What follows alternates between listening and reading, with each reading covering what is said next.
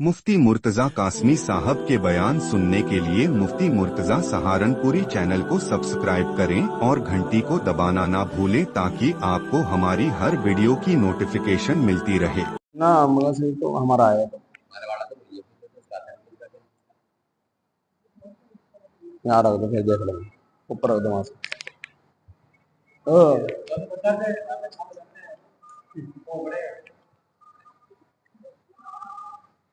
अल्हम्दुलिल्लाह नहमदुहु व नस्तईनुहु व नस्तगफिरुहु व नु'मिनु बिही व नतवक्कलु अलैहि व नऊज़ु बिल्लाहि मिन शुरूरि अनफुसिना व मिन सय्यिआति अअमालिना मन यहदिहिल्लाहु फला मुदिल्ल लहु व मन युद्लिल फला हादिय लहु ونشهد أن لا إله إلا الله وحده لا شريك له ونشهد أن سيدنا وسندنا وحبيبنا وشفيعنا ومولانا محمدا عبده ورسوله أما بعد فأعوذ بالله من الشيطان الرجيم بسم الله الرحمن الرحيم وما يتذكر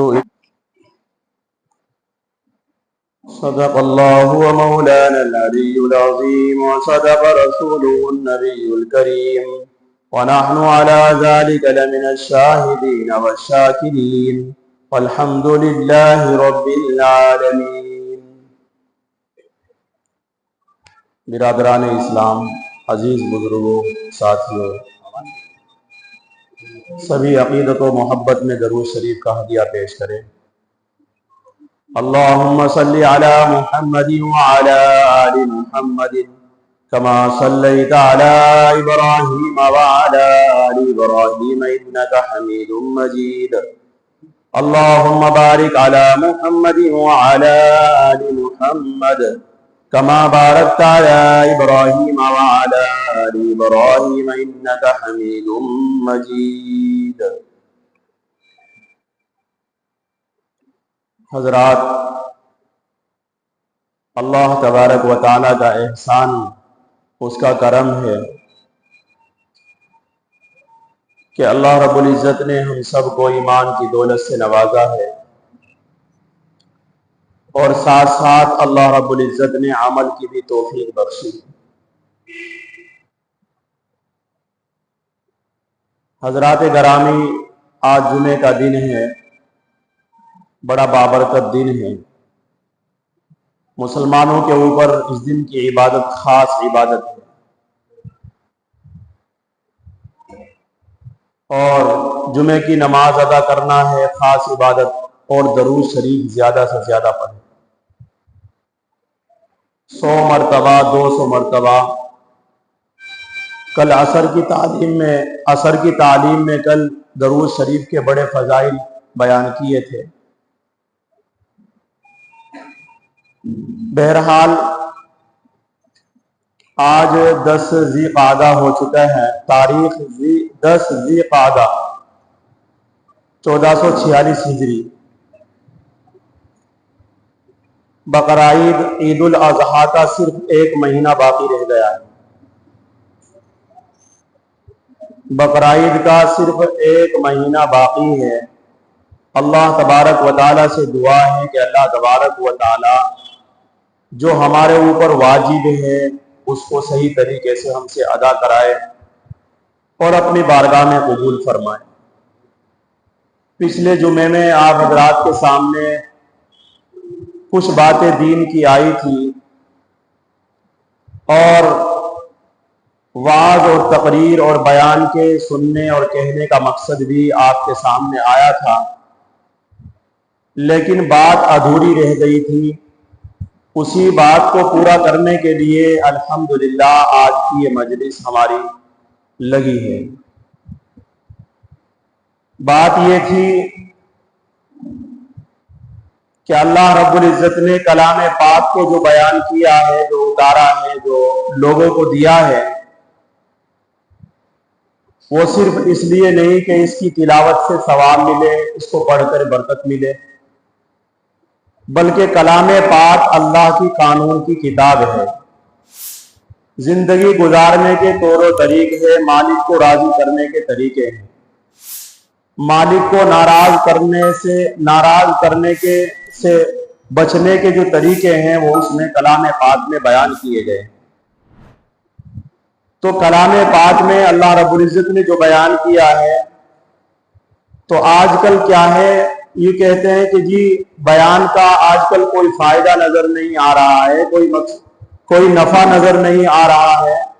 तो उसकी चंद वजूहात आपके सामने बयान की थी कि बयान का, तकरीर का, वाज का उसी आदमी को फायदा होगा जो अपने कल्ब के साथ हाजिर हो और कान लगाकर सुने। और फिर इसी पर बस नहीं, बल्कि कलाम पाक में यह भी बयान किया गया है, यतदब्बरून, यतफक्करून, यतज़क्करून, कि जो नसीहत को सुनते हैं, फिर गौर करते हैं और फिर फिक्र करते हैं, हिम्मत करते हैं, कस्द करते हैं, उन लोगों को बयान का और वाज का और तकरीर का फायदा होता है। जो नसीहत को कल्ब के हाजिरी के साथ कान लगाकर सुने, फिर फिक्र करे, गौर करे कि ये बयान, ये जो हुक्म मुझे मिला है, इसमें मुझे क्या करना है, मुझे जिंदगी की तरतीब कैसे लगानी है, ये फिक्र करे, फिर हिम्मत, कस्द।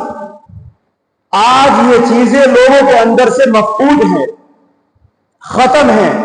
न कान लगाकर सुनते हैं, कान लगाकर सुनते हैं तो उसकी फिक्र नहीं करते, गौर नहीं करते, और गौर अगर फिक्र करते हैं तो फिर हिम्मत नहीं होती कि इसका हुक्म, इस हुक्म को बजा लाने पर क्या फायदा है, कस्द नहीं करते। सिर्फ उस बयान और वाज और तकरीर को इल्मी एतबार से जानकारी के अंदर ले लेते हैं, अमल की तौफीक नहीं होती, ना अमल करने के कोई इरादे होते। इस वजह से बयान का और वाज का, तकरीर का कोई फायदा नजर नहीं आता। हर जुमे में यहां भी होती है और जगह जगह आपने सुने हैं, तबलीगी जमात वाले भी बेचारे समझाते हैं और कोई आलिम आ जाता है वो भी समझाता है। लेकिन अगर हमारी तबीयतों पर कोई असर हो, हमारे ऊपर कोई फर्क हो, हमें कोई फिक्र लाहिक हो, कुछ नहीं है। तो इसलिए आज हम खता और ये कह देते हैं कि बयान का कोई फायदा नहीं है। मैं आपको ये समझाता हूं, हजरत मौलाना अशरफ अली थानवी नव्वरल्लाहु मक़दहू और हकीम और खुतबात हकीम में बयान किया है कि अगर कोई डॉक्टर है, अच्छा डॉक्टर है, और वो कोई दवा लिखता है, कोई नुस्खा लिखता है, और वो दवाई बहुत फायदेमंद भी है। अब मरीज जो आता है, उस मरीज को वो दवाई बताता है, आपको ये दवाई खानी है लेकिन ये परहेज भी करना है, ये शराइत भी लगाता है। अब मरीज क्या करता है, दवाई तो खा लेता है, लेकिन जो शराइत उसके साथ लगे हुए थे, जो परहेज उसके साथ लगा हुआ था, वो करता नहीं है, तो बजाय फायदे के नुकसान नजर आता है।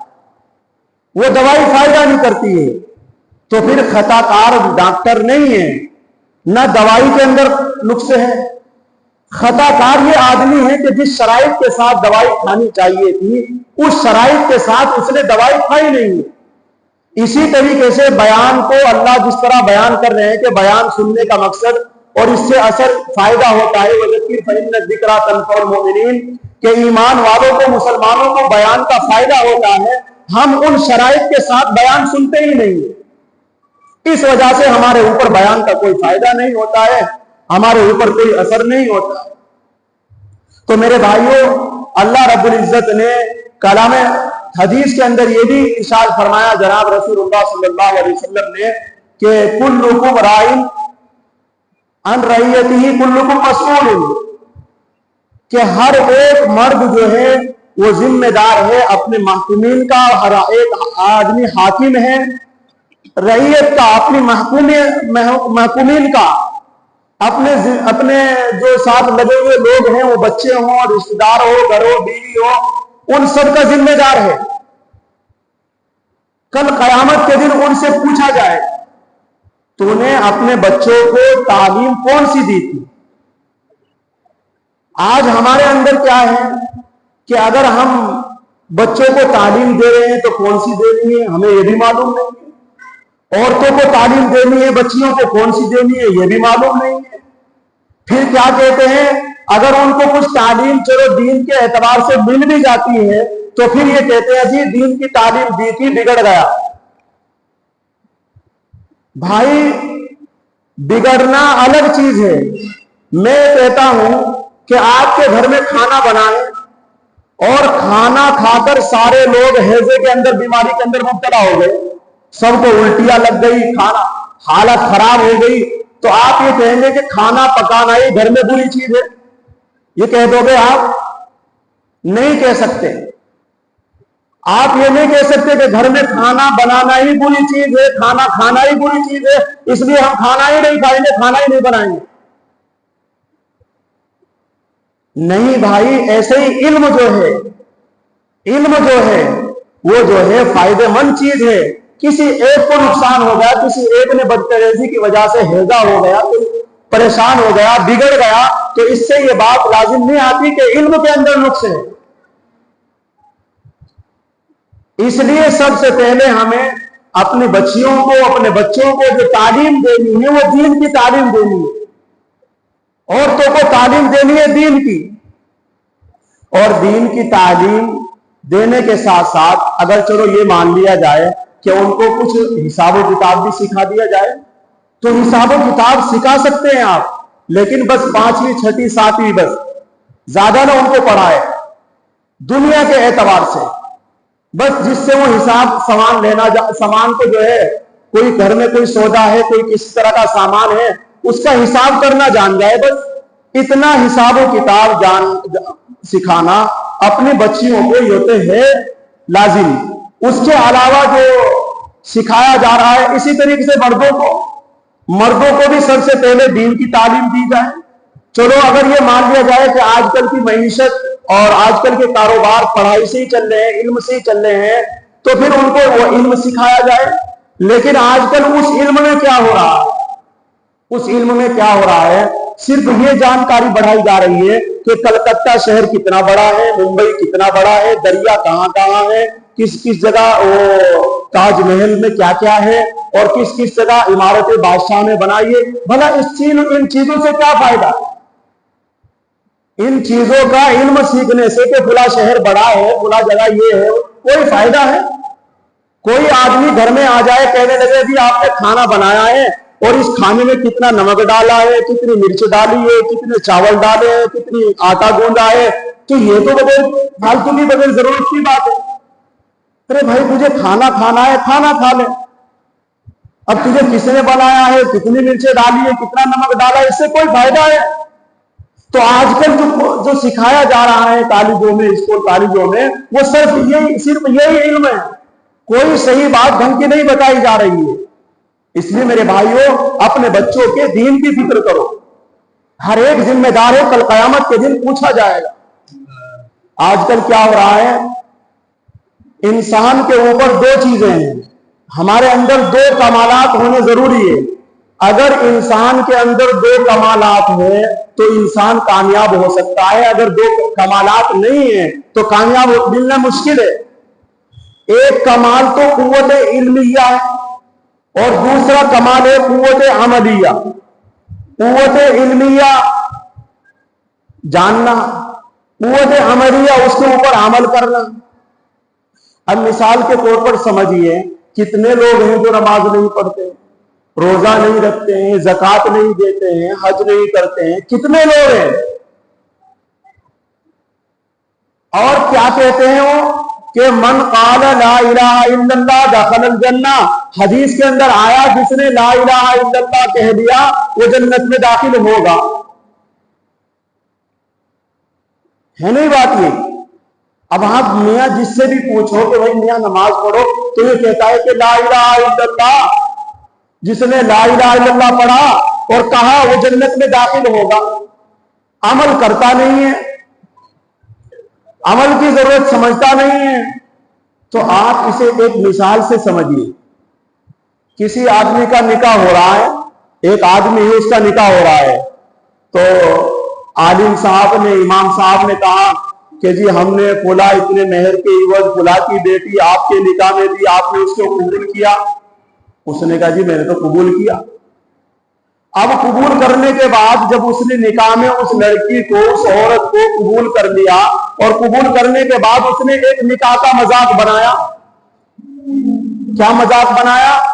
कि अब कुछ दिनों के बाद घर वालों ने कहा, माँ बाप ने, कि चल तू अलग कमा खा, अलग खाया करो, अलग बनाया करो, चलो कमाओ, अब कोई हमारे में न रहना। तो ऐसी सूरत में अब जब अलग हो गया वो आदमी, तो बीवी ने कहा जी आटा लाना है, घी लाना है, और ये ईंधन लाना है, और आपको मिर्च लाना है, धनिया लाना है, 10 सामान गिनवा दिए। कहने लगा मैं तो नहीं ये कबूल किया था भाई, आटा लाना, घी लाना, और इसी तरीके से चावल लाना, और दाल लाना, और मिर्च लाना, मैंने तो ये कबूल नहीं किया था। तो ऐसी सूरत में लड़ाई खड़ी हो गई घर के अंदर। बीवी कहती है अलग हो गए, अब ये सामान लाना है, और मियां कहता है कि जी मैंने कबूल नहीं किया था निकाह के अंदर। तो मुकदमा पहुंचता है आप लोगों के पास जो नमाज नहीं पढ़ते हैं। मुकदमा किसके पास पहुंचता है? आप लोग जो बैठे हुए, जो मस्जिदों का रुख नहीं करते, हफ्ते हफ्ते करते हैं, और ज़कात नहीं देते, रोजे नहीं रखते, हज नहीं करते, अब आपके सामने मुकदमा आता है, आप क्या फैसला करोगे? वो कह रहा है जी मैं तो कबूल किया था, इस औरत को मैंने आटा तो नहीं काट गई, आटा भी लाऊंगा, और घी भी लाऊंगा, और चावल भी लाऊंगा, और ये भी लाऊंगा। तो आप मुकदमा ये सुना देंगे कि ठीक कह रहा है? आप ये कहेंगे नहीं, इस निकाह के अंदर ये सारी चीजें थी। कहेंगे नहीं आप? इस निकाह के अंदर आटा भी था, घी भी था, चावल, कपड़े, सब कुछ, बीमारी सिवारी सब, पूरा इलाज इसका तेरे जिम्मे हो गया था। तो इसी तरीके से जो लोग ये कहते हैं कि ला इलाहा इल्लल्लाह दखल अल जन्ना, मन क़ाल ला इलाहा इल्लल्लाह दखल जन्ना, जिस आदमी ने ला इलाहा इल्लल्लाह पढ़ लिया वो जन्नत में दाखिल होगा। अरे मियां, सिर्फ ला इलाहा इल्लल्लाह कहने से जन्नत में दाखिल नहीं होगा, इसके साथ अमल भी है। ये तो एक जानकारी है, अल्लाह के सिवा कोई माबूद नहीं, अमल है, एक इल्म है। ये तो अल्लाह के सिवा कोई माबूद नहीं, मोहम्मद सल्लल्लाहु अलैहि वसल्लम अल्लाह के रसूल है, ये एक जानकारी है। और जानकारी की बुनियाद पर कौन आपको जन्नत के अंदर दाखिल कर देगा? जब तक अमल नहीं होगा, यानी ला इलाहा इल्लल्लाह जब आपने पढ़ लिया तो आप नमाज भी पढ़ोगे, आपको रोजा भी रखना है, नमाज भी पढ़नी है, आपको ज़कात भी देनी है, हज भी करना, माँ बाप की खिदमत भी करना, आपको उलमा की इज्जत भी करना, और रिश्तेदारों की मेहमानदारी भी करना। ये सारी चीजें इसके अंदर दाखिल है। हम मियां ये सबक लेकर बैठ गए, अभी नमाज तो है ही नहीं ला इलाहा इल्लल्लाह में। और अल्लाह रब्बुल इज्जत कलाम पाक में फरमाते हैं वअक़ीमुस्सलाह वला तकूनू मिनल मुशरिकीन, नमाज पढ़ो, मुशरिकों में से मत हो जाओ। तो इससे पता ये चलता है कि जो आदमी नमाज नहीं पढ़ता है 5 वक्त की, वो मुशरिक मरेगा। क्या मरेगा? वो मुशरिक मरेगा, शिर्क लेकर जाएगा, क्योंकि उसने तो अपना सारा अमल अल्लाह को माबूद सिर्फ जानकारी के अंदर रखा, अमल के अंदर तो कोई दिखलाया नहीं है। इसलिए मेरे भाइयों, मेरे प्यारों, आप बात को समझो, मिसाल देकर आपके सामने बयान की जा रही है, इसलिए समझदारी आप अपने अंदर लाओ, बयान का असर लो, तकरीर का असर लो। ये सिर्फ इतना नहीं कि यहां सुन लिया और फिर वहां जाकर बक दिया, इसके ऊपर अमल करके दिखलाना है, इसके ऊपर अमल करना है कि जिस तरीके से निकाह की मिसाल आपके सामने बयान की गई है, इसी तरीके से ला इलाहा इल्लल्लाह के अंदर नमाज है, रोजा है, ज़कात है, हज है। अल्लाह तबारक व तआला हम सबको अमल करने की तौफीक नसीब फरमाए। वमा अलैना इल्लल बलाग।